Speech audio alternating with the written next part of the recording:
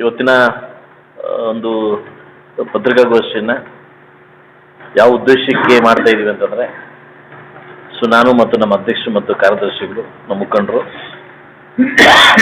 ಸಮಸ್ತ ನಾಡಿನ ಮುಳುಬಾಗಿಲು ಜನತೆಗೆ ನಾಳೆ ನಡೀತಕ್ಕಂಥ ಕಾರ್ಯಕ್ರಮ ಬಗ್ಗೆ ಇನ್ವೈಟ್ ಮಾಡಲಿಕ್ಕೆ ಮತ್ತು ವಿನಂತಿ ಮಾಡಲಿಕ್ಕೆ ಈ ಒಂದು ಆಯೋಜನೆ ಮಾಡಿದ್ದೀವಿ. ನಾಳೆ ಸಂಜೆ ಒಂದು 3 ಗಂಟೆಗೆ ಮಾನ್ಯ ಮಾಜಿ ಮುಖ್ಯಮಂತ್ರಿಗಳು ಮತ್ತು ನೆಕ್ಸ್ಟ್ ಆಗತಕ್ಕಂಥ ಸಂಸದರು ಎಚ್.ಡಿ. ಕುಮಾರಸ್ವಾಮಿ ಅವರು ಹಾಗೂ ಬಿಜೆಪಿಯ ನಮ್ಮ ಸಿ.ಟಿ. ರವಿ ಸರ್ ಅವರು ಹಾಗೂ ಅಶ್ವಥ್ ನಾರಾಯಣ ಅವರು, ಇನ್ನೂ ಅನೇಕ ಮುಖಂಡರುಗಳು, ವಿಜೇಂದ್ರನವರು, ಅನೇಕ ಮುಖಂಡರುಗಳು ನಾಳೆ ಮುಳುಬಾಗಿಲಿಗೆ ಆಗಮಿಸ್ತಾ ಇದ್ದಾರೆ. ಏನು 4 ಗಂಟೆಗೆ ಅಂಬೇಡ್ಕರ್ ಸ್ಟ್ಯಾಚ್ಯೂಗೆ ಹಾರ ಹಾಕುವ ಮುಖಾಂತರವಾಗಿ ಅಲ್ಲಿಂದ ಬೃಹತ್ ಮೆರವಣಿಗೆಯಲ್ಲಿ ಹೆಣ್ಮಕ್ಳು ಮತ್ತು ವಾದ್ಯಗೋಷ್ಠಿ ಮುಖಾಂತರವಾಗಿ ಬೃಹತ್ ಮೆರವಣಿಗೆಯಲ್ಲಿ ನೇತಾಜಿ ಕ್ರೀಡಾಂಗಣಕ್ಕೆ ನಾವು 5 ಗಂಟೆಗೆ 4:45ಗೆ ರೀಚ್ ಆಗ್ತೀವಿ.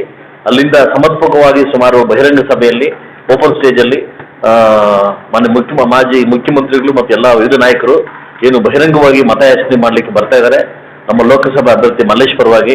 ಸೊ ನಾಳೆ ಎಲ್ಲ ಊರುಗಳಿಂದನೂ ಎಲ್ಲ ಯುವಕ ಮಿತ್ರರು, ಎಲ್ಲ ನನ್ನ ತಾಯಂದಿರು ಹಾಗೂ ನಮ್ಮ ಪಕ್ಷದ ಕಾರ್ಯಕರ್ತರು ಈ ಕಾರ್ಯಕ್ರಮಕ್ಕೆ ಬಂದು ದಯವಿಟ್ಟು ಯಶಸ್ವಿ ಮಾಡಬೇಕಂತ ತಮ್ಮಲ್ಲಿ ಕೇಳ್ಕೊತಾ ಇದ್ದೀವಿ. ದಯವಿಟ್ಟು ನಾವು ಯಾವುದು ವೆಹಿಕಲ್ಸ್ ಯಾವುದು ಅರೇಂಜ್ ಮಾಡ್ತಾ ಇಲ್ಲ, ಯಾಕಂದರೆ ನಾವು ಬೇರೆ ಒಂದು ರೀತಿ ಮಾಡೋದಿಲ್ಲ. ಮುಳುಬಾಗಿಲು ಕಥೆ ಏನಂತ ತಮ್ಗೆ ಗೊತ್ತಿದೆ. ದಯವಿಟ್ಟು ಒಬ್ಬ ಶಾಸಕನಾಗಿ ಜವಾಬ್ದಾರಿ ಇರ್ತದೆ. ಸೊ ಅದರಿಂದ ನಾಳೆ ಬಹುಶಃ ಇಡೀ ಕೋಲಾರ ಜಿಲ್ಲೆಯ ಎಲ್ಲ ವಿವಿಧ ಭಾಗಗಳಿಂದಲೂ ಜನ ಬರ್ತಾ ಇದ್ದಾರೆ. ಸಿ.ಎಂ. ಶ್ರೀನಾಥ್ ಇರ್ಬೋದು, ವಂಶೀಧರ್ ಸಾಹೇಬ್ ಅವ್ರ ಕಡೆಯಿಂದ ಇರ್ಬೋದು, ಮತ್ತು ಮಲ್ಲೇಶ್ ಬಂಗಾರಪೇಟೆಯಿಂದ ಇರ್ಬೋದು, KGF ಕಡೆಯಿಂದ ಎಲ್ಲ ಜನ ಬರ್ತಾ ಇದ್ದಾರೆ. ಸೊ ಅದರೊಂದು ಸ್ವಲ್ಪ ಬೇಗ ಬಂದು, ಯಾಕಂದ್ರೆ ನೇತಾಜಿ ಕ್ರೀಡಾ ಅಂತ ತಮಗೆ ಗೊತ್ತಿದೆ, ಎಷ್ಟು ಕ್ರೌಡ್ ಆಗುತ್ತೆ ಅಂತ ತಮಗೆ ಗೊತ್ತಿದೆ. ಸೊ ಬೇಗ ಬಂದು ಹಾಸಲರಾಗಬೇಕಂತ ತಮ್ಮಲ್ಲಿ ಕೇಳ್ತಾ ಇದ್ದೀನಿ.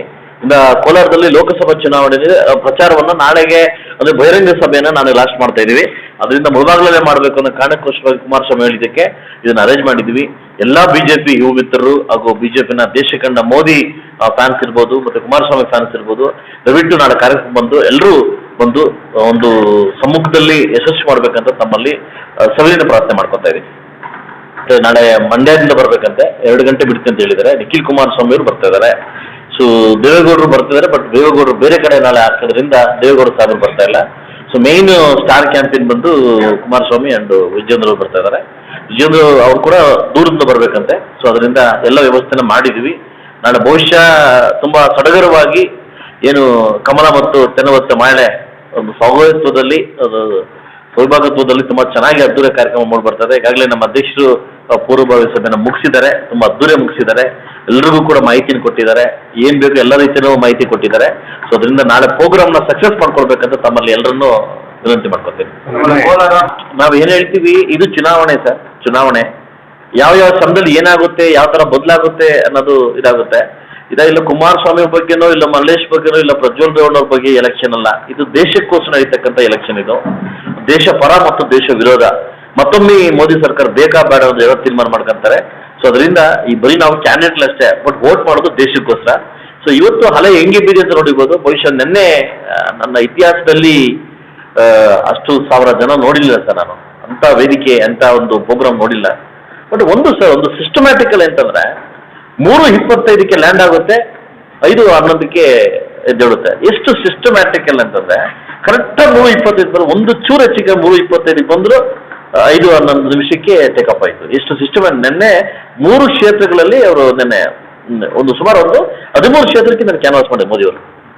ಒಂದು ಸಿಸ್ಟಮ್ಯಾಟಿಕಲಿ ಲೈಫಲ್ಲಿ ಒಂದು ಸಿಸ್ಟಮ್ ಅನ್ನೋದು ಬೇಕು ಸರ್. ಒಂದು ಸಿಸ್ಟಮ್ಯಾಟಿಕಲ್ ಇದ್ರೆ ಖಂಡಿತವಾಗ್ಲೂ ಅದು ಮುಂದೆ ಹೋಗುತ್ತೆ. ಬಿಜೆಪಿ ಅವರು ಅದು ಮಾಡ್ತಾ ಇದ್ದಾರೆ ಸರ್. ನಿನ್ನೆ ಖಂಡಿತ ವಿಷಯ ಅವರಲ್ಲಂದ್ರೆ ಒಂದು ಸಿಸ್ಟಮ್ನ ಬಿಲ್ಡ್ ಮಾಡಿದ್ದಾರೆ. ಒಂದು ಸಿಸ್ಟಮ್ ಮೋದಿ ಅವರು. ಸೊ ಈ ಕ್ಷೇತ್ರ ಅಂತ ಪರಿಚಯ ಮಾಡ್ಕೊಂಡ್ವಿ. ಸೊ ಖುಷಿ ಆಯಿತು, ತುಂಬ ಖುಷಿ ಆಯಿತು. ಅಂದರೆ 3ನೇ ಇದರಲ್ಲಿ ಕೂರಿಸಿದ್ರು, ಅಶ್ವಥ್ ನಾರಾಯಣ ಪಕ್ಕದಲ್ಲಿ ಕೂರಿಸಿದ್ರು. ತುಂಬ ಒಂಥರ ಏನೋ ಒಂಥರ ಒಂದು ವೈಬ್ರೇಷನ್ ಅವ್ರ ಪಕ್ಕದಲ್ಲಿ ಇದೆ. ಒಬ್ಬ ಶಾಸಕನಾಗೆಲ್ಲ ಒಬ್ಬ ವ್ಯಕ್ತಿಯಾಗಿ ಅವ್ರು ಮೀಟ್ ಮಾಡಬೇಕು ಅನ್ನೋ ಒಂದು ಆಸೆ ಇತ್ತು. ನಿನ್ನೆ ಅದು ಮೀಟ್ ಮಾಡಿದೆ, ತುಂಬ ಖುಷಿ ಅನಿಸ್ತು. ನನ್ನ ಸ್ಪೀಚ್ ಕೊಟ್ಟರು, ಸ್ಪೀಚೆಲ್ಲ ಹೇಳಿದೆ. ನನ್ನ ಲೈಫಲ್ಲಿ ಮರೆಯಲಾಗಿರ್ತಕ್ಕಂಥ ದಿನ ಇದು, ಈ ದಿವಸಕ್ಕೋಸ್ಕರ ಕಾಯ್ತಾ ಇದ್ದೆ ಅಂತ ಹೇಳಿದೆ. ಒಬ್ಬ ಯಾರೇ ಒಂದು ವ್ಯಕ್ತಿ ಆಗಲಿ ಭಾರತ ಪ್ರಜೆಯಾಗಿ, ಶಾಸಕನಾಗಲ್ಲ, ಭಾರತ ಪ್ರಜೆಯಾಗಿ ಅವ್ರು ಮೀಟ್ ಮಾಡೋದು ಒಂದು ಖುಷಿ ತರ್ತಕ್ಕಂಥ ವಿಷಯ. 90ರ ದಶಕದಲ್ಲಿ ಕೂಡ ಅಪಾರದ ಭಾಷಣ, ಸರ್ಕಾರದ ಚೆಂಬುದ ಒಳ್ಳೆ ಸ್ಪೀಚ್. ಇದು ನಾಟ್ ಓನ್ಲಿ ಫಾರ್ ಅಲ್ಲವತ್ತೊಂದಲ್ಲ, ಇವತ್ತು ದೇವೇಗೌಡರು ಮಾಡ್ತಕ್ಕಂಥ ಸ್ಪೀಚು ನೆನ್ನೆ ಎಲ್ಲೋ ಒಂದು ಕಡೆ ಏನಾಯ್ತು ಅಂದ್ರೆ ನಮಗೆ ಮೋದಿಯವ್ರ ಸ್ಪೀಚ್ಗಿಂತ ದೇವೇಗೌಡ ಸ್ಪೀಚ್ ಅಬ್ಬರವಾಗಿತ್ತು ನೆನ್ನೆ. ಏನ ಚಿಲ್ಲೆಗಳು ಚಪಾಲೆಗಳು ಅವ್ರು ಮಾತಾಡ್ತಿದ್ರೆ ಏನೋ ವಾಸ್ತವಾಂಶ ಸುದ್ದಿನ ಹೇಳ್ತಿದ್ದಾರೆ. ನೆನ್ನೆ ಕೂಡ ಕಾಂಗ್ರೆಸ್ ಅವ್ರು ಮಾಡಿದ ತಪ್ಪೋದು, ಒಂದು ಚೆಮ್ಮುನ ಪ್ರದರ್ಶಿಸಿ, ಚೆಮ್ಮುನ ಪ್ರದರ್ಶಿಸಿ ನಿಮಗೆ ಚೆಮ್ಮು ಕೊಟ್ಟು ಹೋಗ್ತಾರೆ ಮೋದಿ ಅನ್ನೋದು ಅದಾಯ್ತು. ಆ ಚೆಮ್ಮನ್ನ ಇವರು ಪರಿವರ್ತನೆ ಮಾಡಿದ್ರು, ಚೆಂಬಲ್ಲ ಅದು ಅಕ್ಷಯಪಾತ್ರೆ ಅಂತ, ಅಕ್ಷಯಪಾತ್ರೆ ಬಹಳಷ್ಟು ಬರ್ತದಂತ ಅಕ್ಷಯಪಾತ್ರೆ ಅದು, ನೀವು ತಪ್ಪು ತಿಳ್ಕೊಂಡಿದ್ರ ಅಂತ ಸಂದೇಶವನ್ನ ದೇವೇಗೌಡರು ಕೊಟ್ಟರು. ಏನು ಕಳೆದ ಏನಾಗಿತ್ತು ಪ್ರಧಾನಮಂತ್ರಿ ಆಗ್ಬೇಕಾದ್ರೆ ಏನಾದ್ರು ಸ್ಟೋರಿ ನಡೀತಂತ ಅಂತ ಎಲ್ಲ ಬಿಚ್ಚಿಟ್ರು ಅವರು. ತುಂಬ ಏನೋ ಒಂದು ದೇವೇಗೌಡರು ಕಂಡ್ರೆ ಅವರು ಹೇಳ್ತಿದ್ರು ಮೋದಿಯವರು, ಇವತ್ತು ನಿಮ್ಮ ಸ್ಪೀಚ್ ನನಗೇನೋ ಒಂಥರ ಏನೋ ಒಂದು ಬದ್ಧತೆ ಕಾಣಿಸ್ತು, ನನ್ನನ್ನು ಚೇತರಿಕೆ ಕಾಣಿಸ್ತು, ಇನ್ನೂ ಪ್ರೋಗ್ರಾಮ್ಸ್ ಮಾಡ್ಬೇಕಂತ ಕಾಣಿಸ್ತು, ಇನ್ನೂ ಪ್ರೋಗ್ರಾಮ್ಸ್ ಬನ್ನಿ ಅಂತ ಕರಿತಾ ಇದ್ರು ಯಾರು ದೇವೇಗೌಡರನ್ನ ಮೋದಿಯವರು ಅದಲ್ವಾ. ತುಂಬಾ ಖುಷಿ ಅನಿಸ್ತು ನೆನ್ನೆ ಅಂತೂ ಆ ಜನಸಾಗರ ನೋಡಿ, ತುಂಬಾ ಖುಷಿ ಆಯ್ತು. ಮುಳಬಾಗಿಲಿಂದ ಕಾರ್ಯಕ್ರಮಗಳು ಪ್ರಾರಂಭ ಅಂತ್ಯ ಮಾಡ್ತಾ ಇದ್ದೀವಿ. ಅಂತ್ಯ ಅನ್ನೋದಕ್ಕಿಂತ ಕುಮಾರಸ್ವಾಮಿ ಅವರು ಒಬ್ಬ ಕ್ಯಾಂಡಿಡೇಟ್ ಆಗಿದ್ದಾರೆ, ಒಬ್ಬ ಈಗ ಅಭ್ಯರ್ಥಿ ಆಗಿದ್ದಾರೆ. ನಾವು ಅವ್ರ ಮೇಲೆ ಯಥೇಚ್ಛವಾಗಿ ಒತ್ತು ಬೀಳೋದು ತುಂಬ ತಪ್ಪು. ಇದು ಅಂತ್ಯ ಅನ್ನೋದಕ್ಕಿಂತ ಕೋಲಾರ ಸಭಾ ಏನು ಒಂದು ಸಭೆ ಮಾಡ್ಬೇಕಂತಿದ್ರಲ್ಲ ಕೋಲಾರ ಲೋಕಸಭಾ ಚುನಾವಣೆಯಲ್ಲಿ, ಈ ಮೂಲೆಯಿಂದ ಒಂದು ಮಾಡಬೇಕು ಅನ್ನೋದು ಒಂದು ಅವ್ರು ಆಗಿತ್ತು. ಆಲ್ರೆಡಿ ಇದು ಮಾಡಿದ್ದೀವಿ, ರವಿ ಇದು ಸಿದ್ಧಘಟ್ಟ ಮಾಡಿದ್ವಿ, ಜನಸ್ತೋಮ ಜನಸಾಗರ ಆಯ್ತಲ್ವಾ. ಇಲ್ಲೊಂದು ಮಾಡಬೇಕಾಗಿತ್ತು, ಅದಕ್ಕೆ ಮಂಜಿಗೆ ಕೊಡೋಣ ಅಂತ ಹೇಳ್ಬಿಟ್ಟು ನನಗೆ ಪ್ರೋಗ್ರಾಮ್ ಕೊಟ್ಟಿದ್ದಾರೆ. ಅದಕ್ಕೆ ನಮ್ಮ ಅಧ್ಯಕ್ಷರು ನಾವೆಲ್ಲ ಸೇರಿ ಏನೇನು ಪೂರ್ವ ಸಿದ್ಧತೆ ಮಾಡ್ಬೇಕು ಎಲ್ಲ ಸಿದ್ಧತೆ ಮಾಡ್ಕೊತಾ ಇದ್ದಾರೆ. ಇದು ಇಸ್ ನಾಟ್ ಅಂತ್ಯ ಅಲ್ಲ, ಇದು ಅದು ಪ್ರಾರಂಭ ಆಯ್ತಲ್ವಾ. ನೋಡ್ತಾ ಇದ್ದೀರಾ ಚುನಾವಣೆ ಬಹಿರಂಗ ಪ್ರಚಾರ ವಾತಾವರಣ ಕೋಲಾರ ಲೋಕಸಭಾ ಕ್ಷೇತ್ರದಲ್ಲಿ ಯಾವ ರೀತಿ ಕಾಣ್ತದೆ ಸರ್? 100% ಕೋಲಾರದ ಲೋಕಸಭಾ ಚುನಾವಣೆಯಲ್ಲಿ ಇವತ್ತು ಬರೆದಿಟ್ಕೊಳ್ಳಿ ಸರ್, 100% ನಮ್ಮ ಕ್ಯಾಂಡಿಡೇಟ್ ನಮ್ಮ ಅಭ್ಯರ್ಥಿ ಗೆದ್ದೇ ಗೆಲ್ತಾರೆ. ಎಲ್ಲ ಅಂಕಿಅಂಶಗಳಲ್ಲೂ ನಮ್ಮ ಅಭ್ಯರ್ಥಿ ಮುಂದೆ ಇದ್ದಾರೆ, ಗೆದ್ದೇ ಗೆಲ್ತಾರೆ. ಸೊ ಗೆಲುವು ನಮ್ಮ ಕಡೆ ಇದೆ ಸರ್. ಇನ್ನು ಮತದಾರರುಗಳು ನಮ್ಮ ಕಡೆ ಇದ್ದಾರೆ. ಮೋದಿ ಮತ್ತೊಮ್ಮೆ ದೇಶಕ್ಕೋಸ್ಕರ ಬೇಕು ಸರ್, ದೇಶಕ್ಕೋಸ್ಕರ ಬೇಕು. ನಾವು ತಮಗೆಲ್ಲ ಒಂದು ಮಾತನ್ನು ಹೇಳ್ತೀನಿ ಸರ್, ಯಾಕಂದ್ರೆ ಕಾಂಗ್ರೆಸ್ ಸರ್ಕಾರ ಬಂದಾದ್ಮೇಲೆ ಕರ್ನಾಟಕದಲ್ಲಿ ಒಂದು ವರ್ಗದ ಜನಾಂಗದವರು ಕೋಮು ಗಲಭೆಗಳಿಗೆ ಅವಕಾಶ ಮಾಡಿಕೊಡ್ತಾ ಇದ್ದಾರೆ. ಕೆಲವು ಇನ್ಸಿಡೆಂಟ್ಗಳು ಬಂದಾಗ ನೋಡ್ತಾ ಇದ್ದೀವಿ. ವಿದ್ಯಾರಣ್ಯಪುರದಲ್ಲಿ ಒಂದು ಬೀದಿಯಲ್ಲಿ ಜೈ ಶ್ರೀರಾಮ್ ಅಂತಿದ್ರೆ ಕಾರ್ ನಿಲ್ಲಿಸಿ ಗೂಟರ್ಸ್ ನೋಡಿದ್ದಾರೆ, ಜೈ ಶ್ರೀರಾಮ್ ಅನ್ಬೇಡಿ ಅಂತ. ಒಂದು ದೇವರ ಹೆಸರು ಹೇಳಿದ್ರು ತಪ್ಪು ಅನ್ನೋ ಮಟ್ಟಕ್ಕೆ ದೇಶ ಬರ್ತಾ ಇದೆ, ರಾಜ್ಯ ಬರ್ತಿದೆ ಅಂತಂದ್ರೆ ಇದು ಸರ್ಕಾರ ಎಲ್ಲಿದೆ ಅನ್ನೋದು ನಾನು ಹೇಳ್ತೀನಿ. ಈಗ ನೇಹ ಒಂದು ಮುಸ್ಲಿಮ್ಸ್ ಹುಡುಗ ಯುವತಿನ ಮರ್ಡರ್ ಮಾಡ್ತಾರೆ, ಎಲ್ಲ ಆದ್ಮೇಲೆ ಏನು ತನಿಖೆ ಎಲ್ಲ ಆದ್ಮೇಲೆ ಒಬ್ಬ ಮುಖ್ಯಮಂತ್ರಿ ಹೇಳಿಕೆ ಕೊಡೋದು ಸತ್ಯ ಆಗ್ತದೆ. ಆದ್ರೆ ಅವರಿಬ್ಬರು ವೈಯಕ್ತಿಕ ವಿಷಯದ ಕೊಲೆ ಆಗಿದೆ ಅನ್ನೋದನ್ನ, ಅವರ ತಂದೆ ತಾಯಿಗಳಿಗೆ ಎಷ್ಟು ಆಘಾತ ಆಗುತ್ತೆ ಅನ್ನೋದನ್ನ ಒಬ್ಬ ತಂದೆಯಾಗಿ ನಾವು ಅರ್ಥ ಮಾಡ್ಕೋಬೇಕಾಗುತ್ತೆ. ಅಲ್ಟಿಮೇಟ್ಲಿ ಈಗ ಲಾ ಕಾನೂನಿದೆ, ಕಾನೂನು ಏನು ಹೇಳುತ್ತೆ ಅದು ನಾವು ಕೇಳಬೇಕು, ಅಂತ ಶಿಕ್ಷೆ ಆಗೇ ಆಗುತ್ತೆ. ಅದಕ್ಕಿಂತ ಮುಂಚೆ ಮುಖ್ಯಮಂತ್ರಿಗಳು ಗೃಹ ಸಚಿವರು ಕೊಡೋದು ಒಂಥರ ನಾಲಾಯಕ ಮಾತುಗಳು ಅನ್ಸುತ್ತೆ. ಒಬ್ಬ ತಂದೆ ತಾಯಿಗೆ ಒಂದು ಏನ ಸಾವು ಮಧ್ಯೆ ಕಳ್ಕೊಂಡಿರ್ತಾರಲ್ಲ ಅದಲ್ವಾ, ಅವರಿಬ್ಬರು ವೈಯಕ್ತಿಕ ವಿಷಯ ಕೊಲೆ ಆಗಿದೆ ಅಂದ್ಬಿಟ್ರೆ ಅದು ಏನರ್ಥ, ಅದಕ್ಕೊಂದು ಅರ್ಥ ಬೇಡವಾ? ಸೊ ಅದು ತಪ್ಪಾಗುತ್ತೆ ಅಂತ ಇಲ್ಲ ಒಂದು ಕಡೆ. ನನಗೆ ಇವ್ರಿಗೆ ಯಾಕೋ ನಮ್ಮ ಕಾಂಗ್ರೆಸ್ ಸರ್ಕಾರ ಏನಾಗಿದೆ ಅಂತಂದ್ರೆ ಏನಾಗಿದೆ ಅಂತ ಅರ್ಥ ಆಗೋ ಹೇಳಿಕೆಗಳು. ಎಲ್ಲಿ ಹೋಗಿ ಎಲ್ಲಿ 28 ಕ್ಷೇತ್ರ ಬಿಟ್ಬಿಟ್ಟಿದ್ದಾರೆ, 28 ಕ್ಷೇತ್ರ ಬಿಟ್ಬಿಟ್ಟಿದ್ದಾರೆ, ಒಂದೇ ಕ್ಷೇತ್ರ ಹಿಡ್ಕೊಂಡಿದ್ದಾರೆ, ಎಲ್ಲಿ ಮಂಡ್ಯ ಕ್ಷೇತ್ರ. ಈಗ ಬೆಳಗಾದ್ರೆ ಕುಮಾರಸ್ವಾಮಿ ಬಗ್ಗೆ ಬೈಯದೇ ಇವ್ರದ್ದು ಒಂದು ಅಭ್ಯಾಸ ಆಗ್ಬಿಟ್ಟಿದೆ. ಯಾಕಂದ್ರೆ ಭಯ ಸ್ಟಾರ್ಟ್ ಆಗಿದೆ ಅವ್ರಿಗೆ, ಭಯ ಸ್ಟಾರ್ಟ್ ಆಗಿದೆ. ಯಾಕಂದ್ರೆ ಈ ಒಂದು ಕುಮಾರಸ್ವಾಮಿ ಗೆದ್ರೆ ಇವರೆಲ್ಲಿ ಮತ್ತೆ ಫುಡ್ ಹೇಳ್ತಾರೆ ಪಕ್ಷ ಅನ್ನೋದು ಭಯ ಸ್ಟಾರ್ಟ್ ಆಗಿ ಅವ್ರನ್ನ ಟಾರ್ಗೆಟ್ ಮಾಡಿ ಕುಮಾರಸ್ವಾಮಿ ಅವ್ರನ್ನ ಇದು ಮಾಡ್ತಾ ಇದ್ದಾರೆ. ನಮ್ಮ ಮಂಡ್ಯ ಕ್ಷೇತ್ರದಲ್ಲಿ ಸುಮಲತಾ ಅವರ ಅಮ್ಮ ಅಂತ ಹೇಳ್ತಾರೆ, ನಟ ದರ್ಶನ್ ಅವರು. ಈಗ ದರ್ಶನ್ ಅವರೇ ಚಾನಲ್ ಬರ್ತಾ ಇದ್ದಾರೆ ಈ ಕಾಂಗ್ರೆಸ್ ಪರವಾಗಿ. ಈಗ ಸುಮಲತಾ ಅವರೇ ಕಳಿಸಿರ್ಬಹುದು ಅಂತ ಏನಾದ್ರು ಅನುಮಾನ? ಅಷ್ಟು ದೊಡ್ಡವ್ರ ಬಗ್ಗೆ ಮಾತಾಡಿಸ್ತಕ್ಕಂಥ ದೊಡ್ಡ ನಾನಲ್ಲ, ದೊಡ್ಡವನು ಮತ್ತು ದೊಡ್ಡ ನಾನಲ್ಲ. ಅವ್ರ ಇಂಟರ್ನಲ್ ಏನಿದೆ ಅಂತ ನನಗೆ ಗೊತ್ತಿಲ್ಲ. ಬಹುಶಃ ಅದು ಅವ್ರನ್ನೇ ದರ್ಶನನೇ ಸಿಗ್ದಾಗ ಅವನ್ನ ಕೇಳಿ, ಏನು ಸರ್ ಮಮ್ಮನ್ ಬಿಟ್ಟು ಬೇರೋ ನಮ್ಮ ಅಂತಿರಲ್ಲ, ಇದೇನು ಸರ್ ಲೆಕ್ಕಾಚಾರ ಅಂತ ಕೇಳಿದ್ರೆ ಒಳ್ಳೇದು ಅಂತ ನಾನು ಅನಿಸ್ಕೆ ಅಂತ. ನಾನು ಯಾಕೆ ಮಾತಾಡಲಿ ಅವ್ರ ಬಗ್ಗೆ ಅದಲ್ಲ. ಕಾಂಗ್ರೆಸ್ ಅವರಿಗೆ ಮುಸ್ಲಿಮ್ಸ್ ಮತ್ತು ಇವರು ಎಷ್ಟು ಒಟ್ಟಿಗೆ ಗೆಲ್ಲಿದ್ದಾರೆ ಅಂತ ಬೇರೆ ಜಗತ್ತವರು ನೋಡಿ ಸರ್, ಈಗ ನಾನು ಏನಕ್ಕೆ ನೋವುಪಟ್ಟು ಹೇಳ್ತಿದ್ದೀನಿ ಅಂತಂದ್ರೆ 86 ವರ್ಷ ಸುದೀರ್ಘ ರಾಜಕಾರಣದ ಮಲ್ಲಿಕಾರ್ಜುನ ಖರ್ಗೆ ಅವರನ್ನ ತುಳಿದಿದ್ದಾರು ಕಾಂಗ್ರೆಸ್ನವರು, ಓಕೆನಾ? ಈಗ ಮಾತು ಮಿಸಿಕಿದ್ರೆ ಏನಂತ ಹೇಳ್ತಾರೆ ನಮ್ಮ ಪರಮೇಶ್ವರಿ DK ಶಿವಕುಮಾರ್, ನಾನು ಒಕ್ಕಲಿಗ ನಾಯಕ, ನಾನು ನೆಕ್ಸ್ಟ್ ಮುಖ್ಯಮಂತ್ರಿ ಆಗ್ತೀನಿ ಅಂತ ಹೇಳ್ತಾನೆ. ನಾನೊಂದು ಮಾತು ಕೇಳ್ತೀನಿ, ಪರಮೇಶ್ವರ್ ನಾಯಕ ಆಗದ ಅವ್ರಿಗೆ ಹೋಗ್ತಿಲ್ವಂಗಾರೆ, ಇವರೇ ಎಲ್ಲೋ ಒಂದು ಕಡೆ ಬೂಲಿಗುಂಪು ಉಪಮುಖ್ಯಮಂತ್ರಿ ಆಗೋದನ್ನು ತಪ್ಪಿಸಿದ್ರು ಅವರು ಅದಲ್ವಾ. ಇವರಿಗೆ ವೋಟ್ ಬಂದಾಗ ನಾನು ಕಾಂಗ್ರೆಸ್ ಸರ್ಕಾರನ ಕೇಳ್ತೀನಿ, ಒಂದೆರಡು ಉಪಮುಖ್ಯಮಂತ್ರಿ ಮಾಡಿ ಜಮೀರ್ನ ಮತ್ತು ಇವ್ರನ್ನ ಪರಮೇಶ್ವರ್ ಅವ್ರನ್ನ ಯಾಕೆ ಮಾಡಲ್ಲ ನೀವು? ನಾನು ಕಾಂಗ್ರೆಸ್ ಸರ್ಕಾರ ಕೇಳ್ತೀನಿ ನಾನು ನಿಮಗೆ. ಎಲ್ಲ ಉಪಮುಖ್ಯಮಂತ್ರಿ ಆಗ್ಲಿಕ್ಕೆ ಇವರು ಪರಮೇಶ್ವರ್ ವ್ಯಕ್ತಿ ಅಲ್ವಾ, ಜಮೀರ್ ವ್ಯಕ್ತಿ ಅಲ್ವಾ? ಹಾಗಾದ್ರೆ ಅದಲ್ಲ, ಅಧಿಕಾರಗಳು ಮಾತ್ರ ನೀವು ಬೇಕು, ಬೇರೆ ಓಟ್ ಬಂದಾಗ ಮಾತ್ರ ಇವ್ರು ಬೇಕಾಗುತ್ತೆ. ನಿನ್ನೆ ಅದು ನಮ್ಮ ಕರ್ತವ್ಯ. ಏನಂತಂದ್ರೆ ನಾವು ಅವ್ರನ್ನ ವಿಚಾರಿಸೋದು ನಮ್ಮ ಕರ್ತವ್ಯ. ನಾವು ನಿಮ್ಮ ಜೊತೆಗಿದೆಯೇ ಅನ್ನೋದು ನಾವು ಅವ್ರು ಬೇರೆ ಕೊಡೋದು ನಮ್ಮ ಕರ್ತವ್ಯ. ವಿಧಾನಸಭಾ ಎಲೆಕ್ಷನ್ ಇರ್ಬೋದು, ಮುಂಬರ್ತಕ್ಕಂಥ ಮುನ್ಸಿಪಾಲಿಟಿ ಎಲೆಕ್ಷನ್ ಇರ್ಬೋದು, ಮತ್ತು ಲೋಕಲ್ ಬಾಡಿ ಎಲೆಕ್ಷನ್ ಇರ್ಬೋದು, ನಾವು ಅವರು ಅಂತ ಬಂದಿದ್ದಂಗೆ ನಮ್ಮ ಪಕ್ಷದಲ್ಲಿ ನಮಗಿದ್ದಾರೆ. ಸುಮಾರು ಮುಸ್ಲಿಮ್ಸ್ ಬಂದವರು ಫೋನ್ ಮಾಡಿ ಹೇಳ್ತಾರೆ, ನೀವು ಭಯ ಬೀಳ್ಬಿಟ್ಟು ನಿಮ್ಮ ಜೊತೆ ನಾವು ಇದ್ದೀವಿ ಅಂತ. ಅದೇ ರೀತಿ ನಿನ್ನೆ ನಮ್ಮ ಅಧ್ಯಕ್ಷರು ಎಲ್ಲರನ್ನೂ ಕರೆಸಿ, ಎಲ್ಲ ಮುಸ್ಲಿಂ ಅವರನ್ನು ಕರೆಸಿ ಅವರ ಒಂದು ಒಪಿನಿಯನ್ ತಗೊಂಡಿದ್ದಾರೆ, ಏನು ಮಾಡಬೇಕು ಅಂತ ಒಪಿನಿಯನ್ ಅವರೆಲ್ಲ ಹೇಳಿದ್ದಾರೆ. ನಾವು ನಿಮ್ಮ ಜೊತೆ ಇದ್ದೀವಿ. ಅದು ತೊಂಬಳಿಂದ ಆ ಕಡೆ ಏನಾಗುತ್ತೆ ಅಂತ ನಮಗೆ ಗೊತ್ತಿಲ್ಲ. ಮುಳಭಾಗದಲ್ಲಿ ನೀವಿದ್ದೀರಿ, ನಿಮ್ಮ ಜೊತೆ ನಾವು ಇದೀವಿ ಅನ್ನೋದು ಧೈರ್ಯ ನಾವು ಕೊಟ್ಟಿದ್ದಾರೆ. ಇವತ್ತು ನಾನು ಅವ್ರಿಗೆ ಹೇಳ್ತೀನಿ, ಸೊ ಪ್ರಾಣ ಹೋದ್ರು ನಾನು ನಿಮ್ಮ ಜೊತೆ ಇರ್ತೀವಿ. ನಿಮ್ಮನ್ನು ಕೈ ಬಿಡ್ತಕ್ಕಂಥ ಪ್ರಶ್ನೆ, ನಮ್ಮದವ್ರನ್ನ ಕೈ ಬಿಡ್ತಕ್ಕಂಥ ಪ್ರಶ್ನೆ ನಾವಲ್ಲ, ನಮ್ಮ ಪಕ್ಷ ಅಲ್ಲ, ನಾವಿದ್ದೀವಿ ನಿಮ್ಮ ಜೊತೆ.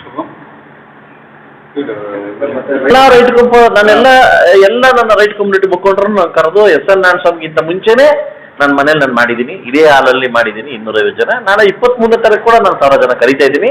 ಅದಲ್ಲ ನಾನು ಕೇಳ್ತಾ ಇದ್ದೀನಿ ಸರ್, ನಾನೇನು ಹೇಳ್ತಾ ಎಲ್ಲೋ ಒಂದು ಕಡೆ ಆದಿನಾರಾಯಣ ಬಂದಿದ್ದಾದ್ಮೇಲೆ ನನಗೆ ಎಲ್ಲೋ ಒಂದು ಕಡೆ ಭಯ ಆಯಿತು. ಏನಂದ್ರೆ ಭೂಮಿ ಜನ ಅಂತೂ ನಾನು ಓಟ್ ಹಾಕಲ್ಲ ಅಂತ ಭಯ ಆಯಿತು. ಇವತ್ತು ನಮ್ಮ ಚೆರ್ಲೋಪಲ್ಲಿ ಅಂತ ಬಂದಿದ್ರು, 1000 ಓಟ್ ಇದೆ ಆಯ್ತಲ್ವ, 640 ಓಟ್ ನನಗೆ ಬಂದಿದೆ, 300 ಸೀಟ್ ಅವ್ರಿಗೆ ಬಂದಿದೆ. ಇದು ಎಲ್ಲ ಊರುಗಳಲ್ಲೂ ಎಲ್ಲ ಬೂತ್ಗಳಲ್ಲೂ ನಮ್ಮ ಭೂಮಿ ಜನಾಂಗ ತಗೊಂಡಾಗ ನನ್ನ ಪ್ರೀತಿ ಮಾಡಿದ್ದಾರೆ. ಇವತ್ತು ಪ್ರೀತಿ ಮಾಡಿದಾಗ ಅದು ವಾಪಸ್ ಕೊಡೋದು ನಮ್ಮ ಧರ್ಮ ಅದಲ್ವಾ. ಇವತ್ತೆಲ್ಲ ಕೈ ಕೊಟ್ಬಿಟ್ರೆ ಇವತ್ತು 1 ಲಕ್ಷ ಓಟ್ ನಂಗೆ ಹೆಂಗೆ ಬಂತು ಅದಲ್ಲ. ನನಗೆಲ್ಲೋ ಒಂದು ಕಡೆ ಭಯ ಆಯಿತು. ಆ ಭಯನ ಹೇಳ್ತಾ ಇದ್ದೀನಿ, ಹಿಂಗಾಗಿದೆ, ಇವತ್ತು ನಾವು ಕೊಡಬೇಕಾಗುತ್ತೆ, ಇವತ್ತು ನಾವು ವಾಪಸ್ ಅವ್ರು ಕೊಡಬೇಕಾಗುತ್ತೆ, ಮುಯಿಟ್ಕೊಂಬಾರ್ದು ಕೊಡಬೇಕಾಗುತ್ತೆ. ಎಲ್ಲ ಬಲಗೈ ಜನಾಂಗದವರು ಮುಳಬಾಗಲ್ ತಾಲೂಕಲ್ಲಿ, ನಾನು ಕೋಲಾರ ಜಿಲ್ಲೆ ಬಗ್ಗೆ ಮಾತಾಡ್ತಾ ಇಲ್ಲ, ಮುಳಬಾಗ ಜನಾಂಗದವರು ನಾವಿದ್ದೀವಿ ನಿಮ್ಮ ಜೊತೆ, ನಿನ್ನ ಪ್ರೀತಿ ಮಾಡ್ತಕ್ಕಂಥ ಜನ ಇದ್ದೀವಿ, ನಿಮಗೆ ತಲೆ ಬಗ್ಸಕ್ಕೆ ಬಿಡಲ್ಲ ಅಂತ ಹೇಳ್ತಿದ್ದಾರೆ. ಖಂಡಿತವಾಗ್ಲೂ ಆ ಧೈರ್ಯ ಇದೆ ಸರ್, ನಾವು ಆ ಕೆಲಸ ಮಾಡೋದಿಲ್ಲ. ಹೌದಲ್ಲ, 100% ನಮ್ಮಲ್ಲಿ ಕೂಡ ಜಾಸ್ತಿ ಜನ ಇದ್ದಾರೆ ಎಡಗೈ ಜನಾಂಗದಲ್ಲಿ. ಅವರು ಹೇಳ್ತಾರೆ ನಿಮ್ಮನ್ನು ಯಾವುದೇ ರೀತಿ ನಾವು ನಮ್ಮ ತಾಲೂಕಲ್ಲಿ ಏನೇ ಆಗಿರ್ಬೋದು ನಿಮ್ಮನ್ನು ನಾವು ಕೈ ಬಿಡೋದು. ಸರ್ ಒಂದು ಮಾತು ಹೇಳ್ತೀನಿ ನೋಡಿ ಸರ್, ಇವತ್ತು ಕಾಂಗ್ರೆಸ್ ಅವ್ರು ಹೆಂಗಿಟ್ಟಿದ್ದಾರೆ ಅಂತ ನಮ್ಮ ಮುಸ್ಲಿಮ್ಸ್ ಅವ್ರನ್ನ ಈ ಭಯದ ವಾತಾವರಣದಲ್ಲಿ ಅಯ್ಯೋ ಓಟ್ ಹಾಕ್ಬಾರ್ದು ಅನ್ನೋ ಮಟ್ಟಕ್ಕೆ ಇಟ್ಟಿದ್ದಾರೆ. ಅವರೇ ಬಂದು ನೇರವಾಗಿ ನಮ್ಗೆ ಹೇಳ್ತಿದಾರೆ, ಸರ್ ನಮಗೆ ನೀವು ಬೇಕು, ನಿಮ್ಗೆ ಓಟ್ ಹಾಕ್ತೀವಿ ಅಂತ. ಇದು ಏನು ಗೊತ್ತಂದ್ರೆ ಜನ ಎಚ್ಚೆತ್ಕೊಳ್ತಕ್ಕಂಥ ಸಮಯ ಬಂದಿದೆ ಸರ್, ಜನ ಎಚ್ಚೆತ್ಕೊಳ್ಳೋ ಸಮಯ ಬಂದಿದೆ. ನಾನು ಉತ್ತರ ಪ್ರದೇಶದಲ್ಲಿ ಒಂದು ಸ್ಟೋರಿ ಹೇಳ್ತೀನಿ ಸರ್. ಸಮಾಜವಾದಿ ಪಕ್ಷದಲ್ಲಿ 35 ಜನ ಮುಸ್ಲಿಮ್ಸ್ MLA ಇದ್ದಾರೆ, ಕಾಂಗ್ರೆಸ್ ಅಲ್ಲಿ ಬರೀ 2 ಇದ್ದಾರೆ. ಎಷ್ಟು? 2 ಈಕ್ವಲ್ ಕ್ಯಾಂಡಿಡೇಟ್ ಹಾಕಿದ್ರು ಆಯ್ತಲ್ವಾ. ಸಮಾಜವಾದಿ ಪಕ್ಷನ 35 ಜನ ನಮ್ಮ ಮುಸ್ಲಿಮ್ಸ್ ಬಂದು ಇಷ್ಟಪಟ್ಟೆ. ಕಾಂಗ್ರೆಸ್ 2 ಗೆದ್ದವ್ರೆ. ಯಾಕೆ? ದಿನ ಬೆಳಗಾದ್ರೆ ಗೊತ್ತಾಗ್ತಾ ಇದ್ದೀನಿ ನಾಯಕತ್ವ ಇಲ್ಲ, ನಮ್ಮ ಲೋಕಲ್ ಪಕ್ಷಗಳೇ ನಮಗೆ ಆಧಾರ.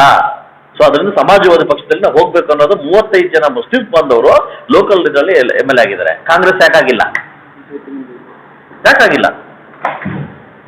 ಇವತ್ತು ಜನಕ್ಕೆ ಗೊತ್ತಾಯ್ತು, ಮುಂಬರುವ ದಿನಗಳಲ್ಲಿ ನಮಗೆ ರಾಷ್ಟ್ರೀಯ ಪಕ್ಷಕ್ಕಿಂತ ನಮ್ಮ ಪ್ರಾದೇಶಿಕ ಪಕ್ಷಕ್ಕೆ ಒಲವಿದೆ, ನಾವು ಇವ್ರು ಕಾಪಾಡ್ತಾ ಇರೋದಿದೆ, ಅದಕ್ಕೋಸ್ಕರ ಇಷ್ಟಪಟ್ಟಿದ್ದಾರೆ ಸರ್. ಕರ್ನಾಟಕದಲ್ಲಿ ಕೂಡ ಒಂದಲ್ಲ ಒಂದು ದಿವಸ ಭಗವಂತ ನಮಗೂ ಒಳ್ಳೇದು ಮಾಡ್ತಾರೆ ಸರ್. ಆಗ ಕುಮಾರಸ್ವಾಮಿ ಅವರು 5 ವರ್ಷ ಪೂರ್ತಿ ಇದ್ದಾಗ ಅವರ ಕನಸು 100% ನನಸಾಗುತ್ತೆ. ದೇಶದಲ್ಲಿ ಕಾಂಗ್ರೆಸ್ ಪಕ್ಷದ ನಾಯಕತ್ವ ಕೊರತೆಯಿಂದ 110% ಕಾಣ್ತಿದೆ, ನಾಯಕತ್ವ ಕಾಣಿಸ್ತಿದೆ. ಇವತ್ತು ಯಾರೋ ಧೈರ್ಯವಾಗಿ ನಮ್ಮ ಕ್ಯಾಂಡಿಡೇಟ್ ರಾಹುಲ್ ಗಾಂಧಿ ಅಂತ PM ಕ್ಯಾಂಡಿಡೇಟ್ ಹೇಳಲಿಕ್ಕಿಲ್ಲ, ಆ ಸೀಟೇ ಇಲ್ಲ, ಅವ್ರು ಹಾಕಿಲ್ಲ. ನೀವು ಅರ್ಥ ಮಾಡ್ಕೊಳ್ಳಿ, 520 ಸೀಟ್ ಆ ಸೀಟೇ ಹಾಕಿಲ್ಲ, ಅವರು ಅಷ್ಟೊಂದು ಹಾಕಿಲ್ಲ, ಕಡಿಮೆ ಹಾಕಿದ್ದಾರೆ. 200 ಚಿಲ್ಡ್ರನ್ ಸೀಟ್ ಹಾಕಿದ್ದಾರೆ. ಹಿಂಗೆಲ್ಲ ಸಾಧ್ಯ ಆಗುತ್ತೆ ಸರ್? ಮೋದಿನ ನಾವು ಅನ್ನೋದು 400 ಅಂತ 400 ಪ್ಲಸ್ ಆಗುತ್ತೆ. ಇವತ್ತಿನ ವಾತಾವರಣದಲ್ಲಿ 400 ಪ್ಲಸ್ ಆಗುತ್ತೆ. ಕೆಲವರು ಇಲ್ಲಿರೋ ಸ್ಥಳೀಯರು ಎಲ್ಲೋ ದೂರದಲ್ಲಿ ಇರ್ತಾರೆ, ಅವ್ರಿಗೆಲ್ಲ ಏನ್ ಹೇಳ್ತಾರೆ? ಯಾಕಂದ್ರೆ ಮತದಾನ ಪರ್ಸೆಂಟೇಜ್ ಅಂತ ಸರ್ಕಾರಗಳು ತುಂಬಾ ಅದ್ರ ಮೇಲೆ ದೇಶಕ್ಕೋಸ್ಕರ ಅಭಿಮಾನ ಇಟ್ಟಿರ್ತಕ್ಕಂಥ ವ್ಯಕ್ತಿಗಳು, ನಮ್ಮ ಮಕ್ಕಳ ಭವಿಷ್ಯಕ್ಕೋಸ್ಕರ ಕಾಯ್ತಕ್ಕಂಥ ವ್ಯಕ್ತಿಗಳು, ಎಲ್ಲ ಮಹಿಳೆಯರು ಬಂದು ವೋಟ್ ಮಾಡ್ಬೇಕಂತ ನಾನು ಕಳಕಳೆ ಮನವಿ ಮಾಡ್ತೀನಿ. ಯಾಕಂದ್ರೆ ಈ ವೋಟ್ ಸಮೃದ್ಧಿಗೋಸ್ಕರನೋ ಇಲ್ಲ ಕಡೆಪ ನಗರಸಭೆಗೋಸ್ಕರನೋ ಇನ್ನೊಬ್ಬರಿಗೋಸ್ಕರನೋ ಆಜ್ಞಾನಗೋಸ್ಕರ ಎಲೆಕ್ಷನ್ ಅಲ್ಲ, ಇದು ದೇಶಕ್ಕೋಸ್ಕರ ಎಲೆಕ್ಷನ್.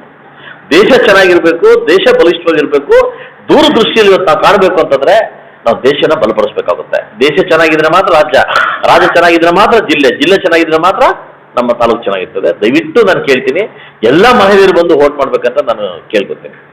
ಲೋಕಸಭೆ ಕರೆ ಕೊಟ್ಟಿದ್ವಿ ಸರ್, ಎಲ್ಲ ಹಳ್ಳಿಗಳಿಗೂ ಕರೆ ಕೊಟ್ಟಿದ್ವಿ. ನನ್ನ ಪ್ರಕಾರವಾಗಿ ಒಂದು